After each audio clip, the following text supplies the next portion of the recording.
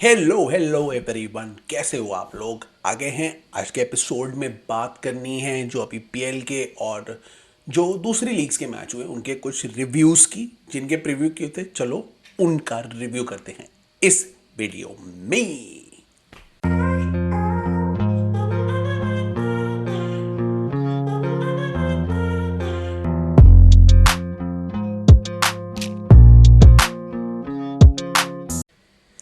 Hey guys, welcome back to the video. कैसे हो आप लोग, कैसा गया आपका वीकेंड। क्या आपकी टीम जीती, हारी, कैसा रहा, कैसा इंटरेस्टिंग है weekend after 2 weeks of international break. Finally अब लीग के मैचेस शुरू हो गए और बड़े इंटरेस्टिंग मैचेस हुए। कुछ इंपॉर्टेंट मैचेस थे जिसके बारे में हमने बात की थी प्रीव्यूज में। आज हम उन्हीं मैच का रिव्यू करेंगे और बात करेंगे कुछ रिव्यूज की। But before we start the review, sorry, एक चीज़ मैं आपसे कहना चाहता हूँ कि एक न्यूज़ आई थी, बड़ी सैड न्यूज़ आई थी। सर बॉबी चार्ल्टन जो लेजेंड है फुटबॉल के, इंग्लिश ग्रेट हैं, इज़ मैनचेस्टर यूनाइटेड लेजेंड, वो अभी रिसेंट में एक्सपायर हो गए अभी। और उनके लिए काफ़ी ज़्यादा कंडोलेंस के मैसेजेस आए और हमारी तरफ से भी कंडोलेंस का मैसेजेस है for all the Manchester United fans और जो क्लब से जुड़े हैं, जो इंग्लैंड क्रिकेट और इंग्लैंड फुटबॉल से जुड़े हैं, उन सब के लिए बहुत ही दुखद खबर है ये। सो बॉबी चार्ल्टन को हमारी तरफ से, उनकी फैमिली को भी कंडोलेंसेस। और बड़ा सैड टाइम है, बहुत ही सैड ये न्यूज़ आई सुनने में बीच में, in between all the matches, और जो कमोशन हो रहा था उसके बीच में। और काफ़ी मतलब अच्छी न्यूज़ नहीं थी for all the football fans. तो हमारी तरफ से भी एक छोटा सा कंडोलेंस उनके लिए और उनकी फैमिली के लिए। और unfortunate news in between these this weekend of matches. तो इस न्यूज़ के बाद अब हम स्टार्ट करते हैं और कुछ मैचेस की बात करते हैं जिनका हमने प्रीव्यू किया था। तो पहले हम स्टार्ट करेंगे पीएल से, जहाँ पे हमने 3 मैचेस की बात की थी जो सबसे इम्पॉर्टेंट, सबसे इंटरेस्टिंग मैचेस लग रहे थे इस वीकेंड में। और बेसिकली वो मैचेस थे आपके, एक तो था, सबसे पहला मैच था सिटी वर्सेस ब्राइटन। तो सिटी वर्सेस ब्राइटन बड़ा इंटरेस्टिंग मैच हुआ। इसमें बहुत ही सारी चीज़ें हुई, बहुत ही सारे इवेंट्स हुए, बहुत ज़्यादा सरप्राइजेस देखने को मिले। लेकिन दो लोगों का सरप्राइज हमें देखने को नहीं मिला। वो थे सिटी की तरफ से अर्लिंग हालैंड और यूलियन एल्वारेस। यूलियन एल्वारेस और अर्लिंग हालैंड ने अपनी क्लास फिर से दिखा दी और मैन सिटी ने इवेंचुअली ब्राइटन को 2-1 से हरा दिया। मैंने पहले ही बोला था प्रीव्यू में कि ब्राइटन भी खराब नहीं खेलेगी। ब्राइटन ने भी एक गोल किया, ब्राइटन ने भी अटैक किए, अंसू फाटी ने गोल किया। लेकिन ओवरऑल द बेटर टीम पर मैनचेस्टर सिटी। मैनचेस्टर सिटी धीरे धीरे करके, उनके जो प्लेयर्स अब वापस आ रहे हैं, तो वो भी अब धीरे धीरे फॉर्म में आएगी और वो धीरे धीरे अब अपने फॉर्म दिखानी शुरू करेगी। और इस मैच में भी उसने काफ़ी ग्लिम्स दिखाए, उन्होंने काफ़ी हद तक डोमिनेट किया। लेफ्ट हैंड साइड से जेरेमी डोकू बहुत ही ज़बरदस्त खतरनाक लग रहे थे, उनको रोकना मुश्किल हो रहा था। और यूलियन एल्वारेस हमेशा गोल स्कोरिंग पोजीशन में आ रहे थे हालैंड के साथ। और इवेंचुअली क्या हुआ, यूलियन एल्वारेस ने गोल कर दिया और उसके बाद अर्लिंग हालैंड ने गोल करके सिटी को ये मैच जिता दिया। ऑल्दो ब्राइटन ने भी अटैक करने की कोशिश करी, ब्राइटन ने भी गोल किया, लेकिन इन दी एंड क्या हुआ कि ब्राइटन के बहुत सारे जो अटैक्स थे ना, वो ज़्यादा यूजफुल नहीं हुए फ्रंट ऑफ द गोल, क्योंकि मोस्ट ऑफ द अटैक्स जो उनके थे वो बिल्कुल ही वेस्ट हो जा रहे थे या सिटी उन्हें बिल्कुल ही रोक दे रही थी। तो इवेंचुअली क्या हुआ कि जो अटैकिंग प्ले है, अग्रेसिव प्ले है ब्राइटन का, उसमें भी ज़्यादा जान नहीं दिखी, उसमें भी ज़्यादा फॉर्म नहीं आई। और जो मैन सिटी जो है, जब जब वो अटैक कर रही थी तो उनके अटैक में एक पर्पस लग रहा था और उनकी अटैक में एक डेंजरस, जो कहते हैं ना, डेंजरस एलिमेंट होता है, वो लग रहा था। स्पेशली लेफ्ट हैंड साइड से जब जेरेमी डोकू भाग के आ रहे थे और ज़बरदस्त तरीके से अटैक कर रहे थे, तो ब्राइटन के डिफेंडर्स को उनको डील करने में बहुत ज़्यादा प्रॉब्लम हो रही थी। और यूलियन एल्वारेस भी एक गोल स्कोरिंग पोजीशन में आ जा रहे थे हालैंड की ना, तो ब्राइटन के डिफेंडर्स को, एक डिफेंडर को बहुत प्रॉब्लम हो रही थी डोकू से और दो डिफेंडर्स वहां फंसे हुए थे क्योंकि दोनों हालैंड और अल्वारेस वहीं पर ही मंडरा रहे थे गोल के आसपास। तो ब्राइटन के डिफेंडर्स को बहुत इशू हो रहे थे और इन द एंड क्या हुआ कि गोल निकाल ही लिए और सिटी जीत गई। ऑल्दो सिटी की तरफ से भी ये बहुत परफेक्ट परफॉर्मेंस नहीं थी, बट इस जीत की उनको ज़रूरत थी और उनकी जो प्लेयर्स की वापसी होगी उससे भी जो उनको बूस्ट मिला है उससे भी उनको अब सिटी को फ़ायदा होगा और सिटी धीरे धीरे वही सिटी दिखने लगेगी जो वो अभी तक कुछ मैचेस पहले थी। तो it was a good solid win, not a convincing win but solid win city की तरफ से। और ब्राइटन के लिए एक और हार, और तो ब्राइटन खराब नहीं खेल रही है लेकिन ब्राइटन बार बार अभी मैचेस हार रही है, तो ब्राइटन को भी कहीं ना कहीं इसे चेंज करना पड़ेगा। देखते हैं ब्राइटन कैसे बाउंस बैक करती है, but a good solid win for city और ये अच्छा वीकेंड गया सिटी के लिए आफ्टर इंटरनेशनल ब्रेक। ये था सिटी वर्सेस ब्राइटन का मैच। दूसरे मैच की बात करता हूँ, Liverpool versus Everton Merseyside derby थी और मर्सीसाइड डर्बी वैसे ही रही, बहुत ही एक्साइटिंग रही। मैंने कहा था एवर्टन ऑल्दो टैलेंट में और पोटेंशियल में लिवरपूल से काफ़ी लो है, लेकिन मर्सीसाइड डर्बी में वो अपनी जान लगा देंगे और इवेंचुअली वो कुछ ना कुछ करने की कोशिश करेंगे। और उन्होंने अच्छा खासा लिवरपूल को कंपटीशन दिया। लिवरपूल ने फर्स्ट हाफ में बहुत बेकार खेला, अच्छा नहीं खेला और लिवरपूल मतलब एक अच्छी टीम नहीं लग रही थी इस मैच में। जो एवर्टन थी उन्होंने लिवरपूल के मिडफील्ड को और अटैक को अच्छे से ब्लॉक करके रखा हुआ था और उन्हें कोई गोल नहीं करने दे रही थी। लेकिन सेकेंड हाफ में क्या हुआ, एकदम से एवर्टन में एशली यंग को रेड कार्ड मिल गया और वहां से गेम चेंज हो गया। माइंड यू ऑल्दो उनका एक प्लेयर कम हो गया था, गेम चेंज इसलिए हुआ क्योंकि मैं बता रहा हूं कि एक प्लेयर कम हो गया था, लेकिन एवर्टन ने उसके बाद भी जान लगा दी और बड़ी मुश्किल खड़ी कर दी लिवरपूल के लिए। लिवरपूल की तरफ से भी कोनाटे का सेकंड येलो हो सकता था, वो भी रेड कार्ड हो सकता था, जो मेरे हिसाब से आई थिंक रेड कार्ड था पर उनको मिला नहीं, तो लिवरपूल भी लकी रहे इस मैच में। और एशली यंग का जो रेड कार्ड था वो भी 50-50 था मेरी तरफ से। तो लिवरपूल मेरे हिसाब से ये मैच में बहुत अच्छा नहीं खेली, वो बहुत ही लकी रही। और 10 मिनट के बाद भी एवर्टन ने लास्ट तक अच्छा कंपटीशन दिया। वो तो बीच में साला ने गोल कर दिया आई थिंक 75th मिनट में और एंड में जाके एक और गोल हो गया, इसकी वजह से वो जीत गए। तो इवेंचुअली लिवरपूल को जीत तो मिल गई, लेकिन एवर्टन ने उनको तगड़ा कंपटीशन दिया और फुल जोश के साथ आई थी एवर्टन। और ये जो दो रेड कार्ड वाले इंसिडेंट्स थे ये दोनों थोड़े से इशू वाले थे। मैं 50-50 बोलूँगा, इसलिए मैं ये नहीं कहूँगा कि लिवरपूल या एवर्टन के साथ बिल्कुल ही नाइंसाफ़ी हो गई है। कहीं ना कहीं 50-50 वाली बात थी कि इस बार लिवरपूल के प्लेयर्स को और लिवरपूल के अगेंस्ट भी मिल गया उनको और फॉर्म में भी डिसीजन मिल गया, तो लिवरपूल के लिए अच्छा हो गया। लेकिन a good solid performance by Everton, unfortunately वो हार गई क्योंकि ओवरऑल जो क्वालिटी है वो लिवरपूल में ज़्यादा है और इसी की वजह से लिवरपूल को सिर्फ 2 चांसेस मिले, 2 चांसेस में उन्होंने गोल किए और वो जीत गई। तो अ डिसेंट 3 पॉइंट्स ले लिए, 3 points, but not a convincing win और अ सॉलिड विन।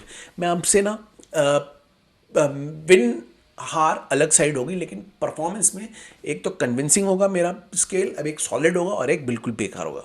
तो इसमें मेरे हिसाब से बेकार ही था, बिल्कुल बेकार नहीं कहूँगा, चलो तीसरा या चौथा स्केल भी दे देता हूँ, लेकिन बेकार तो ये था लिवरपूल का performance, but not a good performance. Elliott ने अच्छा खेला by the way, one player Elliott जब आए तो उन्होंने अच्छा खेला। उसके अलावा अलेक्जेंडर आर्नल्ड को कह सकते हो, लिवरपूल की तरफ से 2 प्लेयर्स ने अच्छा खेला, उसके अलावा लिवरपूल के किसी भी प्लेयर ने अच्छा खेला। तो ये बात हो गई लिवरपूल और एवर्टन की, जहां लिवरपूल ने जीत लेके क्रूशल 3 पॉइंट्स ले लिए। अब तीसरे मैच की तरफ आते हैं। तीसरा मैच था बहुत ही इंटरेस्टिंग मैच था, Chelsea versus Arsenal. Chelsea versus Arsenal में सरप्राइजिंगली मैंने कहा था चेल्सी इस मैच में अच्छा खेलेगी और चेल्सी की प्रोग्रेस इस मैच में हमें देखने को मिली। 75th मिनट तक चेल्सी ने डोमिनेट किया और चेल्सी ही बॉल पे ज़्यादा इजी और कंफर्टेबल लग रही थी। आर्सेनल इस मैच में अच्छा नहीं खेली, उन्होंने पूरे मैच में ऑलमोस्ट बॉल को ज़्यादा हैंडल नहीं कर पाए, ज़्यादा किया नहीं, ज़्यादा बैलेंस नहीं कर पाए और इसी की वजह से चेल्सी एक टाइम पे ऐसा लग रहा था कि ये मैच सही में जीत जाएगी क्योंकि उन्होंने 2 गोल मार दिए थे। एक पेनल्टी मिला जो कि थोड़ा सा डाउटफुल था, बट मेरे हिसाब से आई थिंक वो पेनल्टी थी, और चेल्सी ने कोल पामर ने गोल कर दिया। उसके बाद मुद्रिक ने मस्त सा एक फ्लिक मारा जो गोलकीपर के ऊपर से निकल गया, और वो दूसरा गोल हो गया। चेल्सी डोमिनेट करने लगी, और ऐसा लग रहा था कि ये जो आपके पॉच हैं इन्होंने आर्टेटा को टैक्टिकली हरा दिया है। लेकिन एक गलती हो गई रॉबर्ट सैंचेज से, जिसकी वजह से उनको भुगतना पड़ा। रॉबर्ट सैंचेज ने बॉल पास कर रहे थे, उन्होंने डेक्लन राइस को पास कर दी सीधी उठाकर। डेक्लन राइस ने ज़्यादा सोचा नहीं, ऑल्दो वो गोल के दूर थे, लेकिन उन्होंने सोचा नहीं, उन्होंने पीछे से ही हिट कर दिया और बहुत ही बढ़िया शॉट मारी, और वो रॉबर्ट सैंचेज बिल्कुल भी रोक नहीं पाया उसको। गोल क्योंकि खाली था, तो थोड़ा सा क्योंकि आगे आ गए थे, गोल खाली था तो उन्होंने मार दी और वो गोल हो गया, और वहाँ से आर्सेनल वापस आ गई, और फाइनली ट्रॉसार्ड ने गोल करके वो मैच ड्रॉ कर दिया, जो मेरे हिसाब से चेल्सी को जीतना चाहिए था। चेल्सी को 2 चांसेस मिले थे बाय द वे, वो फिनिश नहीं कर पाए, जैक्सन फिनिश नहीं कर पाए, जैक्सन थोड़ा सा गड़बड़ा गए, तो दोनों तरफ से चेल्सी की गलती हो गई। ऑफेंस में भी उनको चांसेस मिले थे, डिफेंस में भी ये गलती हो गई। आई थिंक ये मैच चेल्सी के हाथ में था, और इस मैच में चेल्सी की रियल प्रोग्रेस देखने को मिली। तो प्रोग्रेस वाइज चेल्सी के fans were very happy, very excited कि मुद्रिक भी गोल स्कोरिंग फॉर्म में है, धीरे धीरे चेल्सी के प्लेयर्स जेल हो रहे हैं, फॉर्म में आ रहे हैं। लेकिन ये जो रॉबर्ट सैंचेज की गलतियों वाला जो पार्ट है, इसको सुधारना और जैक्सन की भी गलतियों को सुधारना, दोनों में अभी टाइम लगेगा, और दोनों एंड से चेल्सी को देखना पड़ेगा। तो अगर बाय द वे जैक्सन ऐसी गलती करेंगे और ब्रोया भी ऐसी गलती करेंगे इसके बाद, इंजरी के बाद, तो अब ये चेल्सी को ये भी देखना पड़ेगा कि जनवरी में क्या वो स्ट्राइकर के लिए जाती है या नहीं, क्योंकि चेल्सी है एक स्ट्राइकर के लिए और चेक कर रही है, और पोचेटिनो भी इन्वॉल्व है ट्रांसफर्स में, तो देखते हैं चेल्सी स्ट्राइकर के लिए जाती है नहीं। बट ये मैच ने ये दिखा दिया कि ये टीम धीरे धीरे जेल हो रही है, और जब सारे प्लेयर्स वापस आ जाएंगे और जब ये लोग अच्छे से और जेल होने लगेंगे, आई थिंक ये टीम बहुत अच्छा परफॉर्मेंस देगी। रॉबर्ट सैंचेज को अब ये गलतियों का ध्यान रखना पड़ेगा, क्योंकि उन्होंने पिछले मैचेस में भी गलती की थी, लेकिन वो बच गए क्योंकि दूसरी टीम्स गोल मतलब उस गलती का फ़ायदा नहीं उठा पाई। लेकिन इस मैच में क्योंकि आर्सेनल थी, डेक्लन राइस थे, इसलिए उन्होंने रॉबर्ट सैंचेज की गलती का फ़ायदा उठा लिया। तो ऐसी गलतियों का ध्यान रखना पड़ेगा, और रॉबर्ट सैंचेज को मैनेज करना पड़ेगा अपने गेम प्ले को। उसके अलावा ओवरऑल उन्होंने भी अच्छी परफॉर्मेंस दी। तो a good result for Chelsea, but Chelsea के फैंस वर नॉट हैप्पी, उनको ऐसा लगा हार गए हम लोग। लेकिन overall good result. Arsenal really bad, Odegaard, Saka, Martinelli were really bad in this game, कुछ नहीं कर पाए एक्सेप्ट फॉर डेक्लन राइस, और कोई प्लेयर अच्छा नहीं खेला आर्सेनल का। और आर्सेनल के जो अटैक थे वो भी इतने अग्रेसिव और अच्छे नहीं लग रहे थे।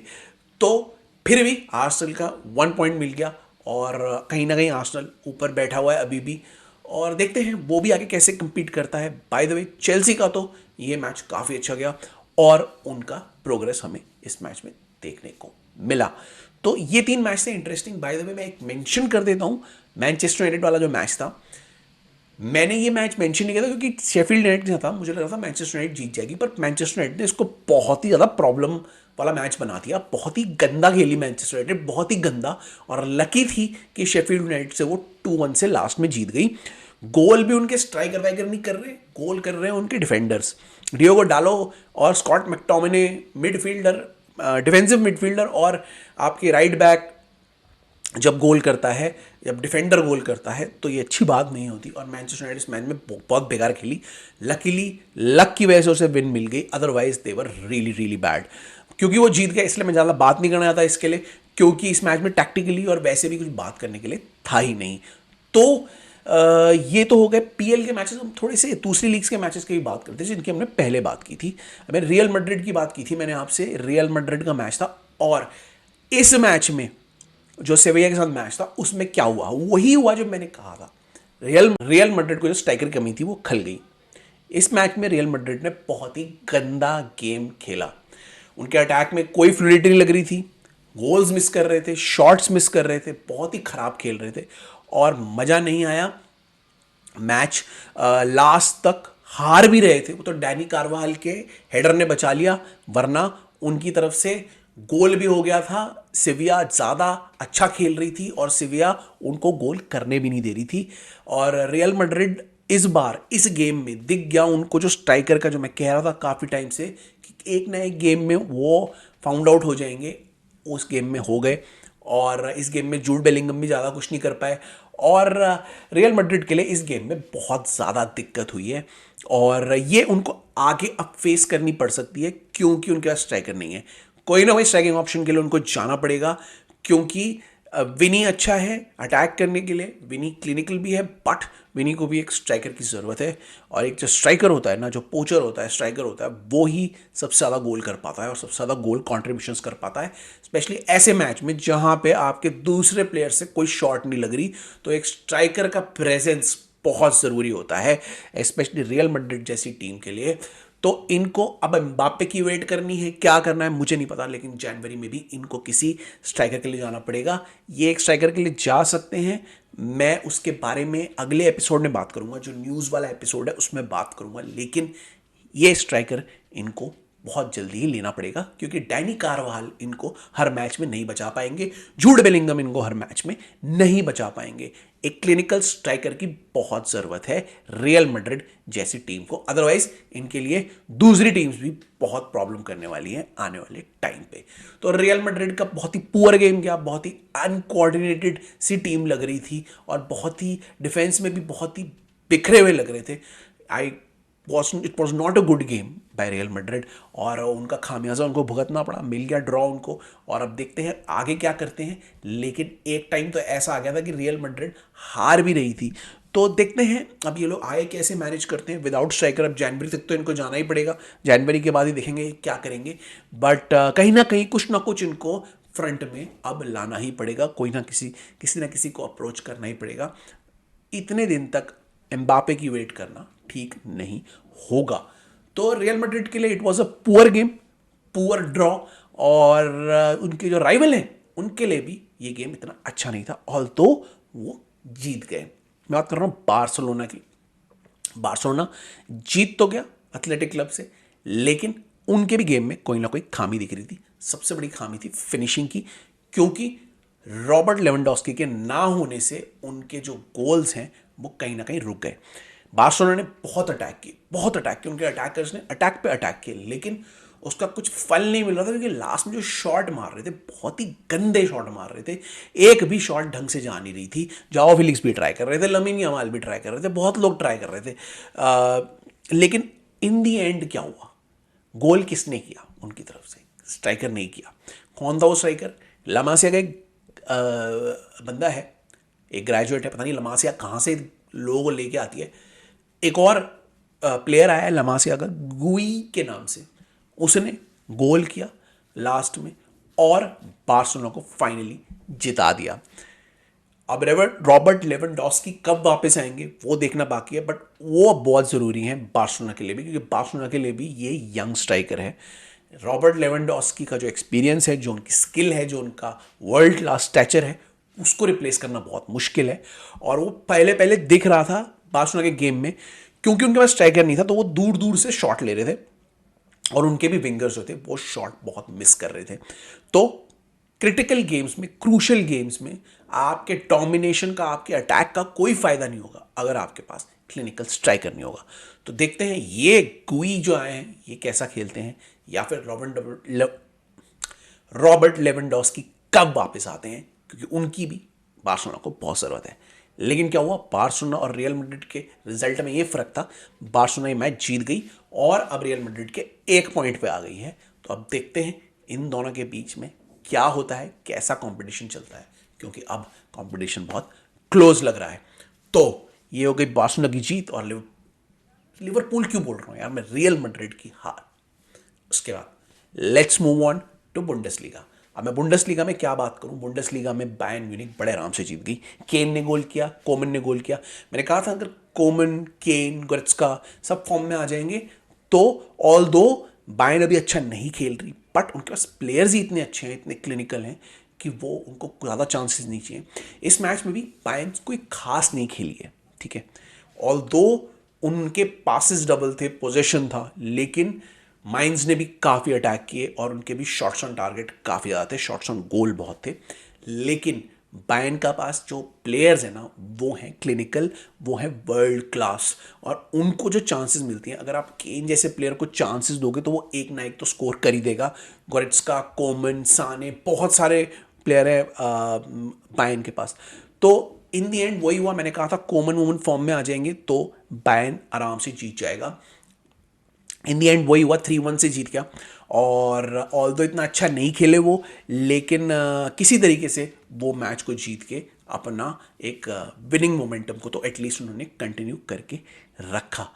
तो बायर्न के लिए भी ये वीकेंड थोड़ा आराम ही रहा, इजी रहा, जीत के केन विद अच्छे प्लेयर्स की वजह से वो जीत गए।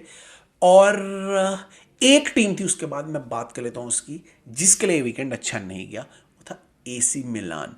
एसी मिलान वर्सेस यूवेंटस, मैंने कहा था बहुत एक्साइटिंग होने वाला है, मैंने कहा था इसमें यूवेंटस भी जीत सकती है। ऑल्दो एसी मिलान के पास ज़्यादा बेटर प्लेयर्स हैं और बेटर स्ट्रक्चर है राइट नाउ, बट यूवेंटस भी कुछ ना कुछ करके ये मैच जीत सकती है, और वही हो गया। यूवेंटस 1-0 से मैच जीत गई। एसी मिलान के रेड कार्ड भी हुआ एक, और इन द एंड क्या हुआ कि लोकेटेली ने गोल करा और यूवेंटस जीत गई। मैंने कहा था यूवेंटस अच्छा नहीं खेलेगी, लेकिन वो एसी मिलान को हरा सकती है, उसमें कैपेबिलिटी है और वो मैच को कंट्रोल भी कर सकती है। उसके बाद इवेंचुअली यही हुआ, एसी मिलान ज़्यादा अटैक नहीं कर पाए, एसी मिलान के अटैक्स उन्होंने रोके, उनको एक मौका मिला ढंग का, उसमें उन्होंने गोल किया और उसके बाद फिर से एसी मिलान का प्रेशर अब्जॉर्ब किया और इवेंचुअली वो मैच जीत लिया। एसी मिलान की तरफ से भी कोई बहुत अच्छी परफॉर्मेंस किसी ने नहीं दी, कोशिश ज़रूर की उन्होंने अटैक करने की, क्योंकि एसी मिलान के पास प्लेयर्स बहुत सारे हैं अटैक करने के लिए, लेकिन ओवरऑल जो परफॉर्मेंस थी एसी मिलान की वो अच्छी नहीं लग रही थी, बहुत सब स्टैंडर्ड लग रही थी।